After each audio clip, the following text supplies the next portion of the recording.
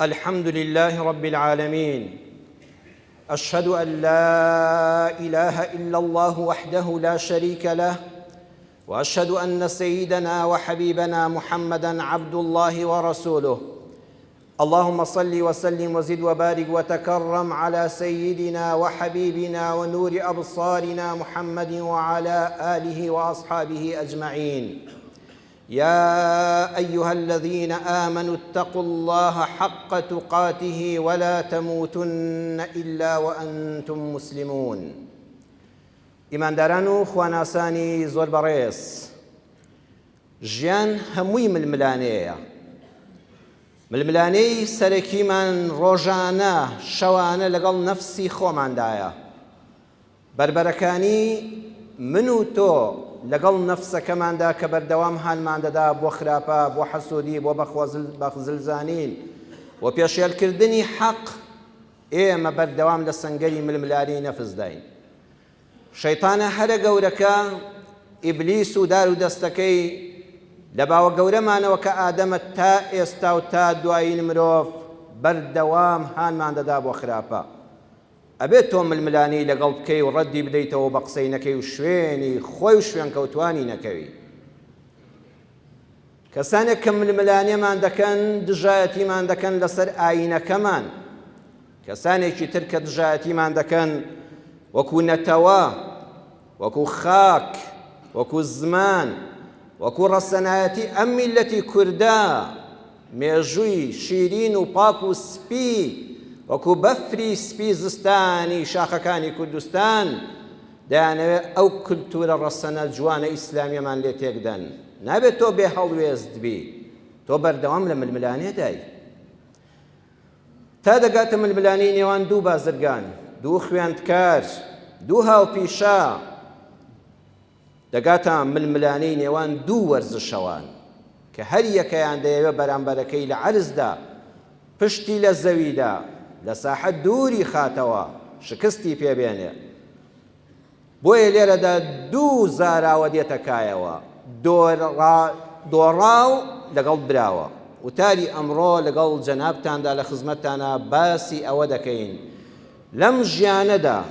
لەم هەموو ململانەیەدا چێ براوەیە و چێ دۆڕاوە. بێگومان هەمومان دوعا دەکەین براوە بین و دۆڕاو نەبین. دەگوێ بگرە بزانە لە قورئانە خوا چیمان پێ دەڵێ. بە تێڕوانینی چاوی مرۆڤ بۆ دیدی دنیایی ئەوەیە هەر وەختێ تۆ بەرامبەرەکەت شکست پێهێنا و پشتت لە زەویدا و لە ساحە بەرامبەر خۆت دوورت خستەوە، تۆ دەستت بەرز کرایەوە و مەدالیات درایە و بووی بە پاڵەوان، ئەوە تۆ سەرکەوتووی. بەڵام بە چاوی قیامەت براوە ئەو کەسەیە کە سێ شتی تێدایە. لە سەرەتاوە تا کۆتایی لەسەر حەق بی، ئەگەر شکستت هێنا لە کارەکەتدا پاداشت لای ئەڵڵا بە سوبحانەه وتەعالا، ئەگەر لەو ڕێیەدا مردی جێگات بەهەشت بێ. وێ لە قورئانە ئەلفەوز و غەیڕ النەسڕ، دوو زاراوەی قورئانی هەن لێتان تێک نەچێ مسلمانان. ئێمە لە مزگەوتی ئەحمەدی حاجی عەلیەوە ئینشاءڵڵا هەموو جومعەیەک جەنابەت فێری دەرسێکی قورئان دەبی. وشەی فەوز واتە بردنەوە، وشەی نەسڕ واتە سەرکەوتن. ئەم دوانە هەردووکیان لە قورئانە هەن، هەردووکیان لە یەک جیاوازن. بۆیە لە چاوی قیامەتەوە دەکرێت تۆ تێدا چووبی بەڵام براوە بی. ئایا شتی وا هەیە تۆ شکستت هێنابێ لەبەر چاوان، تێدا چووبی کەچی براوەش بی؟ بەڵێ. لەکوێدا هەیە؟ لە قورئاندا. لەکوێ قورئاندا ئەمە هەیە؟ لە سوورەتی ئەلبروجدا. لەکوێ سوورەتی ئەلبروجدا؟ لە ئەصحابی ئوخدوددا. خۆی پەروەردگار باسی ئەوەمان بۆ دەکا میلەتێکی پاک، چاک، کاسب، دیندار وەکو جەنابتان کەوتە ژێر دەستی زاڵمێکی خوانەناس، کافر و بێویژدان. جا یا ڕەبی خوای گەورە ئێمە بپارێزێ، خوایە نەوەکانیشمان پارێزێ، نەکەوینە دەست کافری زاڵمەوە. چونکە ئێمە بۆ معلوماتی جەنابتان 4 جۆر حکومڕانیمان هەیە. وڵات نابێ بێ دەسەڵات بێ لە هیچ شوێنێکە، بەڵام 4 جۆر دەسەڵات هەیە. دەسەڵاتێک فەرمانڕەوا بۆ خۆی مسلمانە، یاسای وڵات دادپەروەریەکی تەواوی چەسپاندووە. ئەمە میلەت لەوە دەحەسێتەوە. سەرۆک مسلمان یاسا هەبێ لە وڵاتە بە دادپەروەری بەسەر هەموواندا.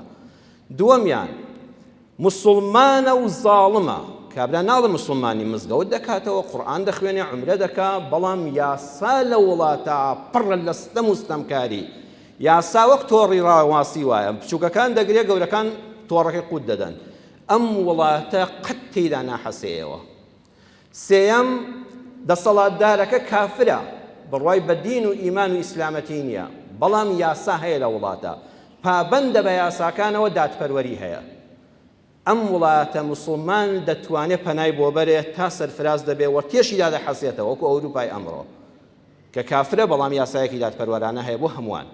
پێغەمبەر صلی الله علیه وسلم کاتی خۆی کە لە مەککە موسڵمانەکان تینیان بۆ هات زۆریان بۆ هات فەرمووی لەو خەڕەجتم إلى أرض الحەبەشە کاکە مەککە بەجێ بێڵن پەنا کەعبە بەجێ بێڵە چونکە ئازادی دینن نییە ئازادی بیر و باوەڕن نییە بڕۆ بۆ حەبەشە بۆ بچین بۆوێ خۆنان و پێخۆری چاکی لێ نییە نەوەڵا فإن بها ملكا لا يظلم عنده أحد لەسەر وشەی ئەحەد بوەستن پاشایەکی لێیە یاسا لە وڵاتە پەیڕەو دەکا لە لای ئەو پاشایە و لە سیستمی وڵاتی حەبەشەی ئەو سەردەمەدا هیچ کەس ئەحەد هیچ کەس ستەمی لێ ناکرێت مسلمانی مەسیحی یەهودی مشریکی ملحیدی حەچی هەی ئازادی کەس ناتوانێت پێشێل یاساکانت بکە و بیر و باوەڕت پێشێلکە بڕۆن بۆ ئەوێ حتا خوا دەروی خێرتان لێ دەکاتەوە چوارەمیان دەسەڵاتدارەکە کافرە ظاڵمیشە ئەمە لە هەمووی مشکلەترە ئەم میلەتە مسلمانەی کە خوا لە قورئانە لە سوڕەتی ئەلبروج بۆمان باس دەکات میلەتێکی پاک کاسب دیندار حەڵاڵخۆر کەوت نەژێر ستەمی ئەم پاشا ظاڵمەوە ئیتر پاشا جگە لەوەی بێگاری پێدەکردن موچەی دەخواردن قوتی دەخواردن وڵاتی هەمووی بۆ خۆی هەڵدەلووشی ئەوەی خزمی خۆی نەبووە دانە دەمەزرا کوڕی فەقیر و هەژار بەس بۆ کوژدان باش بوو لە وڵاتە بڕوای وابوو خەڵک نابێ بژڵێ لا إله إلا الله ئەوتێ من خوای ئێوەشم ئەوەی کە بڕوای وابێت جگە لە من خوایەکی تر هەیە و بڵێ لا إله إلا الله لە ناوی دەبم سەرەتا دەستی کرد بە سجنکردن خەڵکەکە دەیانگوت لا إله إلا الله سجنی دەکردن بەخوا سجن خەڵکی کار بەدەستانی وڵات سجن میلەت زیاتر دەوروژێنێ لێت ئاگال لێ بە پەنا بۆ سجن مەبە ئەم جارە وتی ماڵ و سامانیان داگیرکەن هەر کەس زانیتان پابەندە بە لا إله إلا الله و مڵک و سامان و خانوەکەی داگیرکەن خانوەکەی بەسەرا بڕوخێنن خەڵک هەر دیندارتر دەبوو وتی ئەم جارە گول لە بارانیان کەن تیربارانیان کەن خەڵک خراپتر دینداری دەکرد گەرمتر دەبوو وتی ئەم جارە لە سێدارەیان دەن هەڵیان واسن لە مەیدانی شارە سەرەکانیان خەڵک زیاتر خواناز دەبوو ئەم دینە بەری ناگیرێ وتی ئەم جارە دەتان سووتێنم ئاگر پەنا بەخوا تۆ پەنجەیەکت تۆزە دەسووتێ ئارامت نابێ ئیتر سێدارەکە خۆشترە چەند لە حەزەیەک و دەقەیەکە گول لە باران و تیربارانەکە دەقەیەکە و دڵت لە کار دەوەستێ و تەواو بە سووتان تا دەمری زۆر بە ئازارە وتی چاڵ هەڵکەنن درێژەی باسەکە لە قورئانە جەنابتان لە مامۆستایانی ئازیزی خۆم و مامۆستاکانی خۆم بیستوتانە چاڵی پڕ لە ئاگر ئەو خەڵکەی دەخستە ناوەوە ئەو بێویژدانە هەبوو دوو جاری دەسووتان چۆن دوو جاری دەسووتان ئەوەی منداڵی ساوای هەبوو ئەوەی کوڕکچی هەبوو هەمووی بە سجیل بوو تۆماری دەکردن ئەیگوت دایک و باوکەکە دانێن ئەوە کوڕەکەتە ئەوە کچەکەتە ئەوە منداڵە شیرە خوارەکەتە لە باوەشی وەردەگرت لەبەر چاوی ئەو فڕیان دەدای ئاگرەکەوە ئەگوت پەشیمان نەبێەوە دەیگوت بەخوا پەشیمان نابمەوە یعنی یەکەم جار جەرگ سوتاوی دەکرد ئاخر بەخوا بۆ خۆت سووتێ باشترە نەک خوا نەخواستە منداڵەکە لەبەر چاوت سووتێ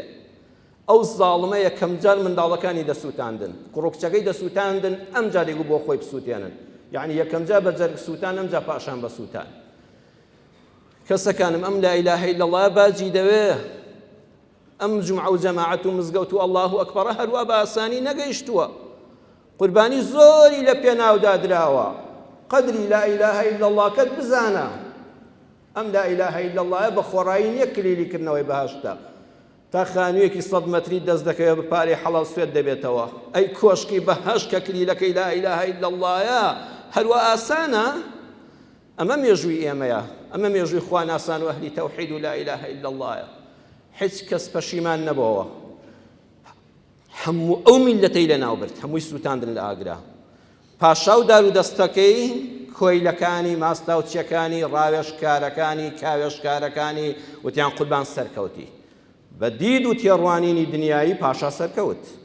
هەموو نەیارەکانی خۆی قەتڵ و عامکردن و بە ئاگر سووتان و جەرگ سووتاوی کردن بەڵام بە دیدی قورئانی خوا دەفەرمێ پاشا دۆڕا ئیماندارانی سوتاو سەرکەوتن لە کوێدا لە ئاەتی 11 سوڕەتی ئەلبروج بخوێننەوە دەفەرمێ ذلك الفوز الكبير ئەو ئیماندارانی خرانە ئاگرەوە لەسەر بیر و باوەڕ و ئیسلامەتی و خواناسی و حەقی و پاکی ئەوانە براوەی هەرە گەورن جا سێری وردی قورئان کەن بەڕێزان کە قورئانتان خوێندەوە نافەرمێ ذلك النصر الكبير ئەوە سەرکەوتنی گەورەیە نا ذلك الفوز الكبير ئەوانە براوەی گەورن پاشا بەڕواڵەت سەرکەوت بەڵام دۆڕا ئێوە بەڕواڵەت تێدا چوون سووتێندران جەرگ سوتاو بوون بێ ماڵ و حاڵتیران سەر و ماڵتان تێدا چوو خوا دەفەرمێ ئێوە براون بەس براون نا ئێمە سێ جۆ برنەوەمان هەیە لە قورئانە سەیری وردی قورئان کەن دوو جار الفەوز المبین هاتووە چواردە جار الفەوز العظیم و فەوزا عظیما هاتووە یەک جار الفەوز الکەبیر هاتووە یەک جار ئەویش بۆ ئەو ئیماندارانی کە لەسەر دینی خوا سووتێندران کە خاوەن مەبدە و بیر و باوەڕ بوون خوا دەفەرمێ ئەوانە بردنەوەی هەرە گەورەیان دەستکەوت بۆیە بردیانەوە چونکە لەهم جەنات تەجری من تحتها الأنهار ئەوانە جێگایان بەهەشت بوو کەواتە ئاەتەکەی قورئان پێی وتین هەر وەختێک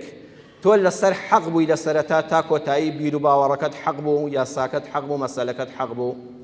هەروەها چۆکت دانەدا و دوژمنت بە چۆکا هێنا پەنای بۆ کوشتن و سڕینەوە لە ناوبردنت برد و ئەگەر تێدا چووی مردی لەو پێناوەدا خوا فەرمووی جێت بەهەشتا ئەوە تۆ براوەی ئەوە تۆ دۆڕاونی ئایا ئەم بەسەرهاتە قورئانیە کە لە خزمەتی دابووین بۆ ئەمڕۆی ژیانی من و تۆ چه دەرسێکی لەوە دەگیرێ با لە قورئانەوە فێری دەرس و وانەی ژیانی ئەمڕۆ بین لە سوڕەتی ئەلبروجدا لە باسی ئەصحابی ئوخدوددا دەرسی ژیان پێمان دەڵێ دەکرێت تۆش ڕۆژێک بکەوێ ململانێەوە لەگەڵ کەسێکی نزیکت خزمت دوورت بکەوێ ململانێەوە لەسەر مامەڵەیەک معاملەیەک پارەیەک لە نێوانتاندایە بکەونە کێشە و دادگاوە لەسەر میراتێک لە بینی خوشک و براکاندا لەسەر زەوی و زارێک کە ناکۆکن لەسەری لەسەر ئەوەی لەگەڵ هاوسەری ژیانتدا ژنێک لەگەڵ پیاوەکەی پیاوێک لەگەڵ ژنەکەی دایانەوێ هەر یەکەیان بێتاوانی خۆی لە دادگادا بسەلمێنێ و مافی بەرامبەرەکەی نەدا ئالەو کاتانەدا دەکرێت تۆ ستەمکار بی خۆت یەقینت هەیە کە ستەمکاری یەقینت هەیە حەق بە تۆ نییە مافی تۆ نییە بەڵام گرەوەکە دەبەیتەوە بە حیسابی خۆت بە حیسابی خۆت سەرکەوتن بەدەست دێنی بە پێنج شت حەق بەداخەوە بەم پێنج شتە ژێر دەکەوێ حەق هەر حەقا بەڵام پێنج بەڵای هەیە یەکەمیان فەقیر حاڵی بەرامبەر کەسەکە پیاوێکە ژنێکە فەقیر حاڵە ناتوانێت دیفاع لە مافی خۆی بکە دووەمیان کزۆڵی و شەرمنی خوشکێکە وەڵی پێعی بەداوای میرات لە براکەی بکە براکەشی ویژدانی نییە بڵێەوە تۆش وەکو ئێمە بەو مافەی شەریعەت دایناوە مافل لە ماڵی باوکو و دایکما هەیە وەک گەزۆ مازوو دەی خواڵە کوڕە خوشکەکەم داوای نەکرد بۆ دیارە پێویستی پێی نییە دیارە فڵان برام کە قسە ناکات تێرە کەسەکە کزۆڵە و شەرمنە ئەوە دووەم خاڵی سێیەم تۆ وەکو لە فەرمودەکەی بوخاریدا هاتۆ پێغەمبەر صلی الله علیه و سلم فەرمووی هەیە ئەلحەنە حجەتەه من بعض زمان پاراوتری لێزانتری لەبلەبانتری کاکە هەموو مستەمسەکات و بەڵگەوشتت هێناوە فەقیرە ئەویش متمانەی بە تۆ بۆ یەک نووسرا و شاهیدی نێناوە تۆ لەو کاتەیە بردووتەتەوە چوارەمیان پارێزەرێک کە درۆ دەکا بەڕاست سپی دەکا بەڕەش لە مەحکەمەدا قەزیەکەیە تۆ بە سەرکەوتنی تۆ کۆتایی پێدێنێ خۆشت دەزانی کەوانیە مەحامیەکەش چاوی قیامەتی کوێرە بەس پارە دەبینێ پێنجەمیان دادوەر لەژێر تەئسیری دەسەڵات و وەختایە دەژێت دەسەڵاتی بەرپرسێکی باڵادایە حاکم خۆی دەزانێ مافی تۆیە بەڵام یان دەبێت چوونەوە ماڵەوە هەڵبژێرێ و خۆی نامبڕاو بکە و ماڵوێرانی دنیا و سەربەرزی قیامەت و میلەتەکەی بکە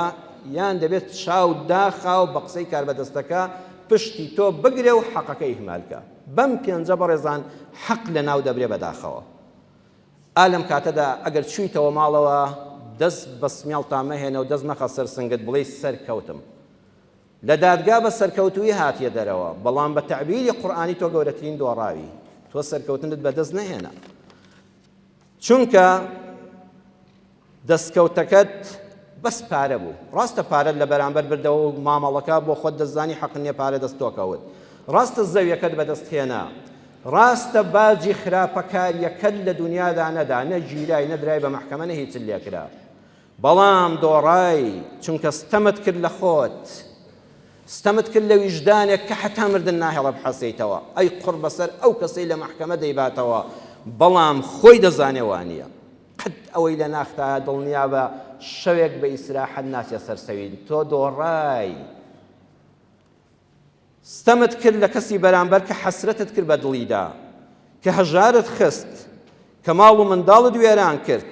کە لە ژیان دوات خست کە خۆی و بنەماڵەکەی و میلەتەکە دوا لێ کرد متمانەی بە دادگا نەمێنێ متمانەی بە یاسا نەمێنێ متمانەی بە حکومەت نەمێنێ ئەمە زین چ کارە ساتێکە وڵات بەوە وێران دەبێت کەواتە تۆ لە دنیادا بە حساب سەرکەوتوو بووی بەڵام زۆر دۆڕاوی لە قیامەتی شاپەنا بەخوای پەروەردگار لە فەرمودەی ڕەسوڵ الله داهاتووە صلی الله عليه وسلم ئەوەی بەقەدەر داری عێراق داری سیواک لقەیەکی یەقین ئەوە یعنی نیشانی هەرەکەمی مەڵێ 250 چییە مەڵێ دۆلارێک چییە مەڵێ 100 دۆلار چییە مەڵێ بە ئاوی دەستنوێژ عومرە پا دەبێتەوە بەقەدەر داری سیواک کە تاڵێکی لێ دەکەیەوە فڵچەی دانشتن بە ئەندازەی ئەوە بچووک بە سوێندی درۆ بە فێڵی دادگا لە ڕێی مەحامیەوە مافی بەرامبەرەکەت خۆی ئیلا جەهەنەم دەبینی پاک نابێەوە بە هیچ عیبادەتێک کابرایەکە بوو لە ساڵی 1970 دا لە ئەنفالدا